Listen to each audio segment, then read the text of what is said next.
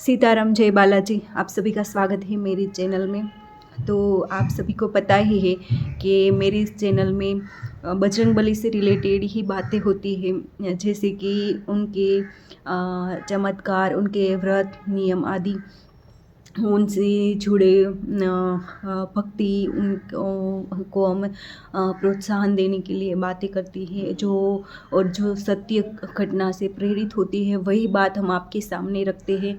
तो आज वापस से आज एक बहुत ही रोचक बात हमें मेरी ज़िंदगी से जुड़ी और आपके सवालों से जुड़ी कुछ बातें मैं रखना चाहती हूँ। बहुत से लोग ऐसे कहते हैं कि मुझे इस तरह से दर्शन दिए, इस तरह से दर्शन दिए, तो क्या मुझे भी पूछते हैं कि आपको दर्शन दिए हैं बालाजी ने, बजरंगबली ने? तो हाँ जी, मुझे दर्शन दिए हैं। और पहले अब कष्टभंजन हनुमान जी के दर्शन कर लीजिए। वो सब देख रहे हैं, वो सही बुलाएंगे वही मैं बोलूँगी, क्योंकि देखो, उनकी बात है तो वो सत्य का साथ देते हैं, तो झूठ का विनाश भी करने का उसमें सामर्थ्य है। तो मैं वही बोलूँगी जो मेरे साथ घटित हुआ है। तो दर्शन देते हैं, उस बात का मैं जवाब देना चाहूँगी, हाँ दर्शन देते हैं।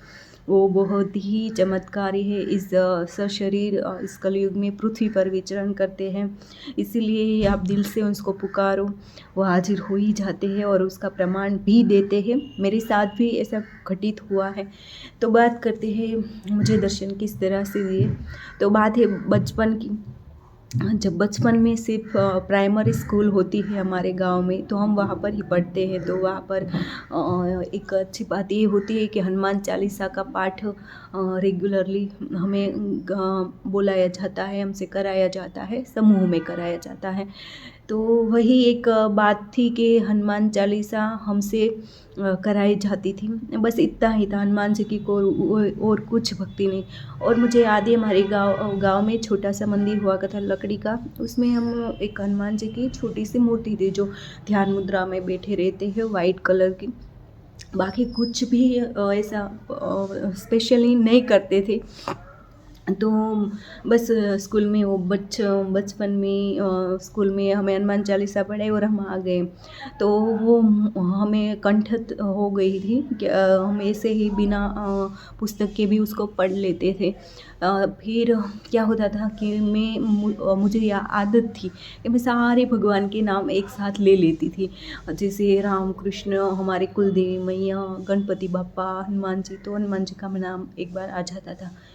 तो क्या होता था कि हाँ, बचपन में जब स्कूल मतलब स्कूल से आने के बाद मैं और कुछ नहीं करती, कभी मन हुआ तो हनुमान चालीसा का कभी एक बार ऐसे ही पढ़ लिया। क्या का है ना कि पुस्तक हम ऐसे वैसे रखते रहते हैं, तो बस वही कि पुस्तक हाथ में आ गया और एक बार हनुमान चालीसा का पाठ कर लिया। तो बस इतना ही था। फिर मुझे क्या था कि बचपन में जब मैं सो जाती थी रात को, तो मुझे नींद में एक बहुत बड़ी गदा आकाश से उड़ती हुई नीचे दिखती थी। आकाश से उड़ती हुई गदा नीचे आ रही है। अब मैं किसी से सवाल पूछूं कि ये क्या होता है, क्यों नहीं। और हाँ, क्या होता था आकाश में, मुझे जो बादल होते हैं, बादल में हम कभी कभी कुछ आकृतियाँ वो विजुअलाइज करते हैं, मतलब इमेजिन करते हैं कि ये इस तरह से। तो उस तरह से मुझे सपने में क्लियरली बादल में बड़े बड़े हनुमान जी की आकृति बनी हुई दिखती थी, और कोई भगवान नहीं, मुझे सिर्फ और सिर्फ बजरंगबली की बहुत बड़ी आकाश में आकृति बनी दिखती थी। और ये मेरे साथ होता था। तो पता नहीं ऐसा क्यों होता था मुझे, क्योंकि उस टाइम मैं मेडिटेशन भी करती, और बचपन यानी कि कुछ भी तर्क वितर्क के बिना ही आपकी ज़िंदगी एकदम निखालस होती है। जो मन में होता है वही आपके मुख पे होता है। तो उस टाइम मुझे ध्यान करना बहुत अच्छा लगता था। वो थी बचपन, लेकिन उस टाइम मुझे ध्यान ज़्यादा पसंद था। तो फिर ऐसे ही हुआ कि मैं ध्यान करने बैठती और सो जाती, तो रात में मुझे एकदम छोटा सा एक स्टार दिखता था। मैं अंदर अंदर अंदर पृथ्वी की जो घूमती है ना, उस तरह से मैं ब्लैक अराउंड में एक प्रकाश के अंदर जाती रहती, और मुझे शून्य दिखने लगता, मतलब वो कुछ भी नहीं। ऐसा कहते हैं ना कि एकदम शून्य विचार, आपकी थॉट पर कंट्रोल, उस तरह से मुझे दिखता था सपने में। और कुछ भी नहीं, बस एक बहुत ही प्रकाशवान, एक अंधेरे में प्रकाशवान छोटा सा बिंदु मुझे दिखता था। उस तरह से मुझे हनुमान जी के भी सपने में दर्शन, और गदा तो मुझे बहुत बार दिखती थी। इतनी बड़ी गदा सपने में मुझे आकाश से नीचे उतरते हुए दिखती थी। तो ये बचपन का मुझे अनुभव। फिर धीरे धीरे करके प्राइमरी ख़त्म हुआ और हम स्कूल से निकल के हमारे गांव के पास छोटे से सिटी में हम पढ़ने के लिए गए 8th स्टैंडर्ड से। तो हम क्या था, बाइसिकल लेकर 5 से 1 किलोमीटर का अंतर अपने फ्रेंड लोगों के साथ जाते थे और वापस आते थे। तो हमारे गांव की जो होता है ना, गांव का जोरा कहते हैं, पादर कहते हैं हमारे गुजराती में, के गांव का जब एंट्रेंस होता है ना, तो वहाँ पर राम जी का मंदिर होता है और बाकी छोटे छोटे मंदिर देवियाँ होती है। तो वैसे ही राम जी का मंदिर हुआ करता था और माता रानी का मंदिर होता। तो मतलब आज भी है। तो क्या है कि हम बाइसिकल लेके जाते तो मुझे आदत थी, मैं ऐसे प्रणाम करती थी और आके इसके मैं सारे भगवान के मंदिर के सर झुका के जाती थी और सर झुका कर आती थी। फिर ये होता था, फिर जो जिस शहर में हम पढ़ने जाते थे वहाँ पर भी एंट्रेंस में ही सिटी में कदम रखते ही एकदम रोड की साइड में भेड़बंजर हनुमान महादेव का मंदिर हुआ करता था। तो वहाँ पर भी मैं सर झुका कर जाती थी। तो ये एक्सपीरियंस होता था। फिर क्या हुआ कि 10th स्टैंडर्ड में एक मिरेकल हुआ, तब मैंने माना कि नहीं, बजरंगबली सच में मैं इतना करती हूँ, उसका वो जो मैं सर झुका कर आती थी ना, उसका मुझे फल कब मिला, जब मैं 10th में बोर्ड की एग्ज़ाम हुई। तो हमारे गांव से लगभग 10 या 15 लड़कियों ने एग्ज़ाम दी। लेकिन आप बिलीव नहीं करेंगे, अगर मैं फ़ेल हो जाती तो पता है, क्योंकि वो डिस्ट्रिक्ट लेवल पे सेंटर उसका था एग्ज़ाम का, जो री एग्ज़ाम दी जाती है, उसका सेंटर सिटी में था। उससे भी आगे जो हमारे डिस्ट्रिक्ट लेवल का था वहाँ पर था। तो मेरे फादर अफोर्ड नहीं कर पाते अगर मुझे ना वो वहाँ पर ले जाते और ना ही मुझे आगे पढ़ने की परमिशन देते। मुझे कहते कि बस इतना हो गया, अब रहने दो, और मुझे पढ़ना था, मुझे ग्रेजुएट होना था। तो वहाँ पर बाकी सार के फादर के पास हम मतलब टू व्हीलर भी थी, तो वो उसे ले भी जा सकते थे, फाइनेंशियली भी वो अफोर्ड कर सकते थे, और वो लोगों को पढ़ाने का भी मन था। तो मेरे फादर फार्मर थे, उनके पास तब टू व्हीलर नहीं थी। सच्ची बता रही हूँ, जो अब हुआ है वो इसी की वजह से हुआ है। मैं बहुत ही ग्रेटफुल हूँ उसके लिए। तो उस टाइम नहीं था ऐसी। तो मुझे हम डर लगता था कि सब पास हो जाएंगी, मैं अकेली रह जाऊँगी, कैसा लगेगा कि अब तक मेरी प्राइमरी में बहुत सारी अच्छी पढ़ाई रही है, हमेशा मुझे तारीफ़ मिली है, अच्छे मार्क्स से मैं पास हुई। और अब 10th में क्यों मुझे क्या हो गया कि तो 10th, क्योंकि मेरे पेपर सच में इतने अच्छे किसी के नहीं गए थे। बोर्ड उस टाइम हार्ड एग्ज़ाम आया था, जो पढ़े थे वो बिल्कुल भी नहीं आया था, इस तरह से हो चुका था। फिर हुआ ऐसे कि आप नहीं मानेंगे, वो जो 10-15 लड़कियों ने हमें एग्ज़ाम दी थी उसमें से 2-3 ही लड़कियां पास हुई, बाकी सारे फेल हो गए। फेल हुई, उसका भी उस टाइम उस बेचारी को दुख था। लेकिन जो मैं पास हो गई उन 2-3 लड़कियों में से, मतलब मेरे लिए मिरेकल था, क्योंकि भगवान भी जानते थे कि सब पढ़ना है और अगर ये फेल हो गई तो इसकी पढ़ाई अब रुक जाएगी। तो जो मैं बजरंगबली को सर झुका कर जाती थी, उसने वो मिरेकल कर दिखाया और मैं पास हो गई। तो ऐसे एक्सपीरियंस करते करते हुआ ऐसा कि हम सिटी में आ गए। पर सिटी में आने के बाद बहुत सारी, फिर हम वहाँ जो मैंने कहा ना गांव में, वो छोटी सी तस्वीर हुआ करती थी ध्यान मुद्रा में बैठी हनुमान जी महाराज की। तो वो हम लेकर आए। और लेकिन इतनी प्रॉब्लम चल रही थी उस टाइम, मैं डिप्रेशन में थी लिटरली, क्योंकि मेरी लाइफ में कुछ ऐसा हुआ था जिसे मैं बयान भी नहीं कर सकती। आज मैं उसे याद भी नहीं करना चाहती। एक बुरे बुरे फेस से मेरी फैमिली गुजर रही थी, मतलब रिलेशन वाइज। तो उस टाइम हम बहुत सारे डिप्रेशन में थे। उस टाइम उतनी नेगेटिविटी थी, पता नहीं किसी ने कुछ कर दिया था या कुछ नहीं। तो हुआ ऐसा कि नेगेटिविटी की वजह से मैंने वो तस्वीर भी बजरंगबली की मुझे इतना गुस्सा आया कि कितने सारे भगवान हम रखे हर दिन पूजा करना, लेकिन फिर भी कुछ रिजल्ट तो मिलता ही नहीं है। तो एक काम करते हैं, इसको अब हम सारे भगवान को मतलब हटा देते हैं। और मैंने ही लिटरली उसको, हमारी यहाँ पर नदी बहुत बड़ी बहती है, उसमें पधरा दिए, कहीं इधर उधर नहीं डाले, नदी में ही जाने दिए। तो उसके बाद से लाइफ की सच्ची प्रॉब्लम चालू हुई, क्योंकि वो थी ना, तब तक तो नेगेटिविटी हमें छू भी नहीं सकती थी। लेकिन रियल प्रॉब्लम स्टार्ट वहीं से हुई, क्योंकि बजरंगबली को ही हमने घर से निकाल दिया और हम सब कुछ भूल गए। फिर कोस हुआ ऐसा कि प्रॉब्लम पे प्रॉब्लम होने लगी। मेरे भाई और फादर में बिना बात के झगड़ा, हमारी सिस्टर में आपस में बिना बात के झगड़ा, इवन मेरी बड़ी सिस्टर के साथ ऐसा हुआ कि 1 साल के लिए हम बोलना बंद कर दिए इतना। और मंदिर में अचानक से आग लग जाना, पूरा मंदिर जल गया था। हाँ, पूरा मंदिर जल गया, मतलब इतनी सारी नेगेटिविटी, कोई ना कोई तकलीफ, कोई ना कोई घर में पैसे तो टकते ही नहीं थे। और ऐसे ही प्रॉब्लम चल रही थी, बहुत सारी प्रॉब्लम्स आ रही थी।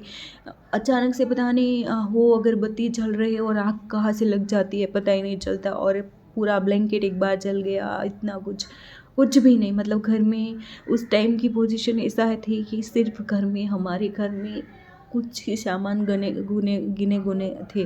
और आज आप मैं पूरा घर दिखाऊँ तो उसकी कृपा से एक भी चीज़ की कमी नहीं है। तो इससे बड़ा प्रमाण और क्या हो सकता है। उसके बाद में उस नेगेटिविटी से जैसे तैसे डील करते करते हम जा रहे थे। वो कभी वो ये भगवान, कभी वो भगवान, कहते हैं ना कि जब तक स्टेबिलिटी आपकी, नेगेटिविटी आपके माइंड में होती है ना, तब आप भगवान के शरण में होते हो, लेकिन आप स्टेबल नहीं हो पाते हो। तो कभी इस भगवान की पूजा कर लेना, कभी इसकी मन्नत रख लेना, कभी इसके मंदिर जाना, कभी इसके मंदिर जाना, ये सब चल रहा था। फिर हुआ ऐसा कि हाँ, हाँ, मतलब मुझे सपने में हनुमान जी दिखने लगे। नहीं, हाँ, हनुमान जी मुझे सपने में एक बार बहुत बड़े रूप में दिखे। मतलब सीरियसली मैंने कभी याद भी नहीं किया था, लेकिन वो साथ में थे, उसका प्रमाण देना चाहते थे या कुछ भी था। लेकिन वो मुझे स्वप्न में एक बार बहुत बड़े रूप में दिखे। मतलब एकदम वाइट कलर के है, पहाड़ जैसा शरीर है, और पूरे बदन पे वो वाइट रुई जैसा उसके बाल है, बड़े लंबे पूँछ हैं, और इतने महाकाय है कि वो मंदिर था उसके ऊपर भी उसकी हाइट दिख रही है। और वो मुझे सरयू नदी दिखती है, सरयू नदी के किनारे मुझे एक पेड़ के नीचे मंदिर दिखता है, और उस मंदिर के पास में हनुमान जी बैठे हैं और बहुत बड़े रूप में मुझे दिख रहे हैं। मुझे कुछ समझ में नहीं आ रहा है। मैं उठ के मेरी मम्मी से बात करती हूँ कि मम्मी, आज तो हनुमान जी मुझे स्वप्न में दिखे, पता नहीं क्यों दिखे। फिर हुआ ऐसा कि मुझे स्वप्न में धीरे धीरे हाँ, धीरे-धीरे मुझे स्वप्न में ऐसे एक नेगेटिव कोई पर्सन मुझे दिखता, जो मुझे परेशान करता, मेरे पीछे पड़ जाता। कोई औरत जैसा दिखता नेगेटिव, कोई मतलब गंदी औरत, उसका चेहरा नहीं दिखता था मुझे, लेकिन औरत थी वो मुझे दिखता था क्लियर। और वो मुझे मेरे पीछे पड़ जाती थी, मुझे डराने की कोशिश करती थी, और मेरे मुँह से बिना कुछ कहे सिर्फ श्री राम निकल रहा है। हनुमान चालीसा मैं गुनगुनाए जा रही हूँ।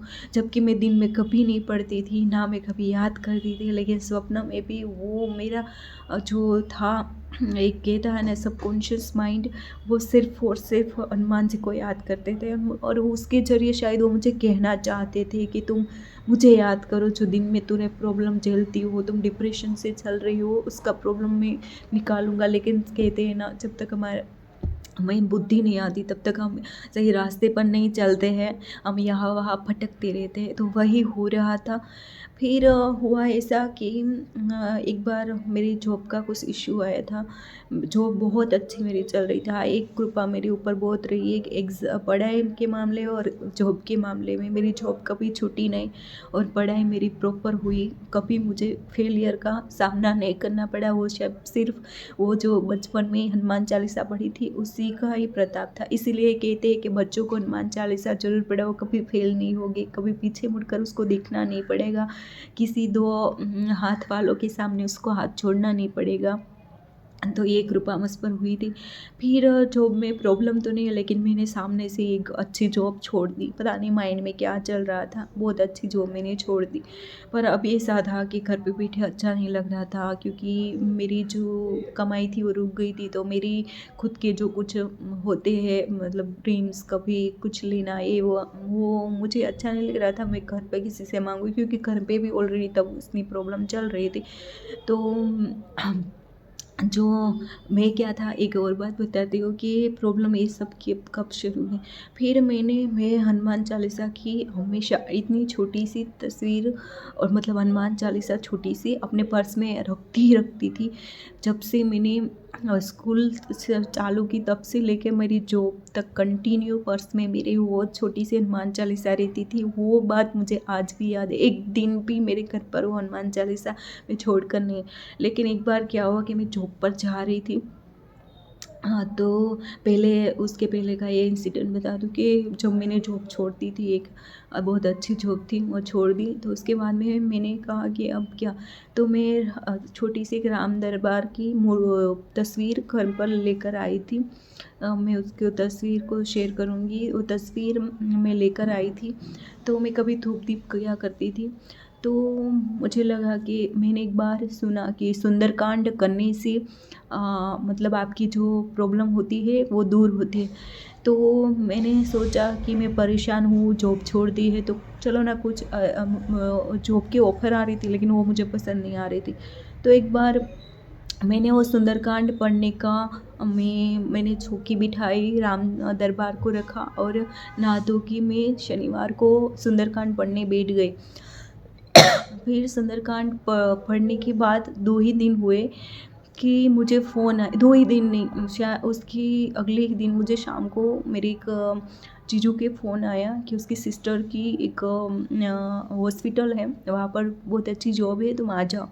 तो मैं जॉब करने के लिए वहाँ पर मतलब पहले मैं तुरंत ही मान गई, और मैं हनुमान जी की ये कृपा हुई कि मैं वहाँ पर जॉब करने लग गई, सब कुछ अच्छा।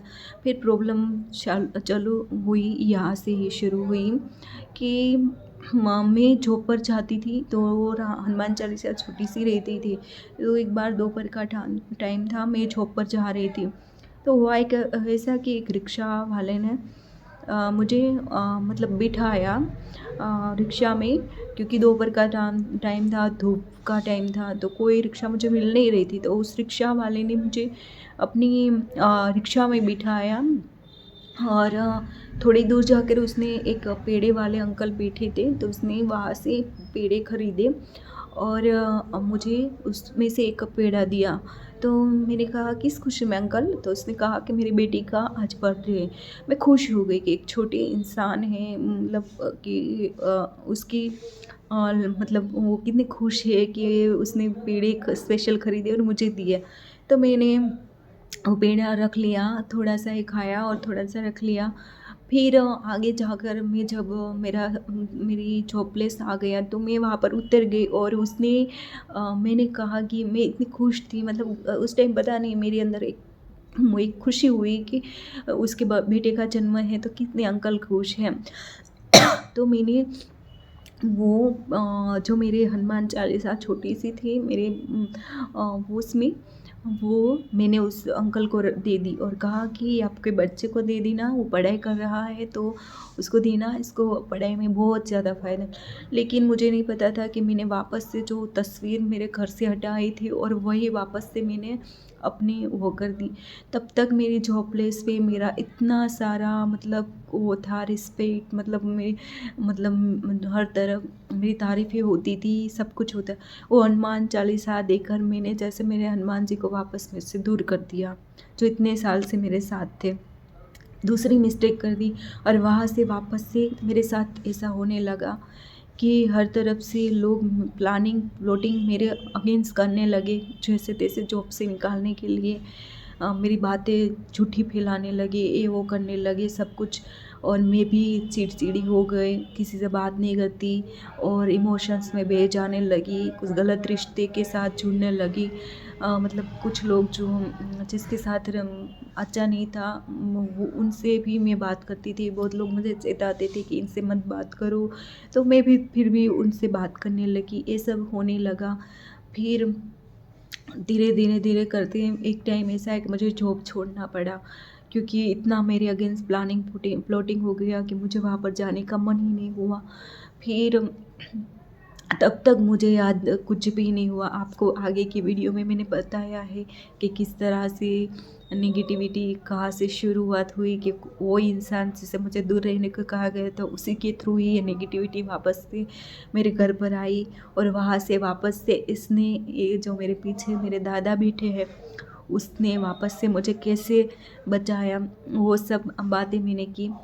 तो आपको कैसा ये वीडियो लगा, ये जर्नी थी। और हाँ, और भी मुझे कहाँ पर दर्शन दिए हो, मैं आगे की वीडियो में स्पेशली सिर्फ मुझे कहाँ कहाँ पर दर्शन हुए, मैं उसकी बातें एक डिटेल वीडियो में बताऊंगी। किस तरह से सपने में दर्शन हुए, किस तरह से मुझे ब्राह्मण रूप में घर दिलाने आए, और बहुत सारी ऐसी बातें हैं जो मैं आपको डिटेल में बताऊंगी, जो सच्ची में आपका विश्वास हनुमान जी के प्रति बढ़ा देंगी।